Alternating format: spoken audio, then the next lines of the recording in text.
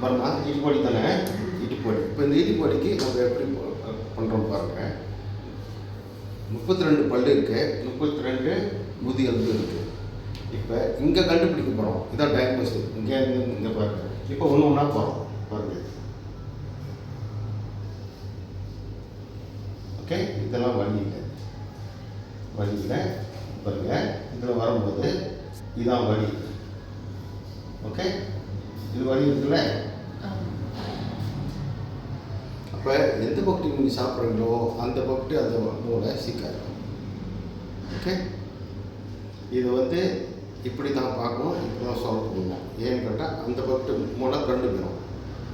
இதுக்கு ஏதோ பொருளை கொடுத்து நீ சரி பண்ண முடியாது. அது பிரச்சனை அங்கே தான் போய் செய்யணும். சரி, போயிடுமா? ஓகே, போயிட்டோம். பாருங்க, போயிட்டோம், தூக்கிட்டாங்க, அவ்வளோதான்.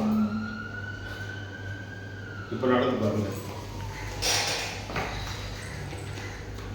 இப்போ ஃபீட்பேக் நீங்களே அவங்ககிட்ட கொடுத்துருங்க. எப்படி இருக்குன்னு நடக்க எப்படி நான் ஒரு 2 வீக்ஸாக பாத்ரூமில் கீழே ரொம்ப இடுப்பு வலி, இந்த பின்னாடி இடுப்பு மேலே நல்லா சரியான வலியாக இருந்துச்சு. அப்புறம் கால் நரம்பு வரை இழுக்க ஆரம்பிச்சிருச்சு. ஸோ அப்போ நான் இவர்கிட்ட வந்தேன். ஏன்னா எனக்குமே அம்மாவையும் ஹஸ்பண்டையும் கூட்டிகிட்டு வந்திருக்கேன். ஓகேயாக இருந்திருக்கு. அப்போது இப்போ அவங்க ட்ரீட்மெண்ட்லாம் கொடுத்த கையோட எனக்கு அந்த வலி இப்போயே இமீடியட்டாக அந்த மேலே உள்ள வலி குறைஞ்சி. ஃபுல்லாக எல்லாம் வலியும் இப்போயே ஓகே ஆச்சு அப்படின்னு நான் சொல்ல மாட்டேன். இது மேலே எல்லாம் ஓகே ஆச்சு. இது லைட்டாக ஒரு 100% வலிச்சிச்சுன்னா இப்போ எனக்கு ஒரு 10% கூட ஒரு 5% தான் சொல்ல முடியும். லைட்டான வலி மட்டும் தான் இருக்குது. ஒரே ட்ரிப்பே எல்லா வலியும் போயிடாது.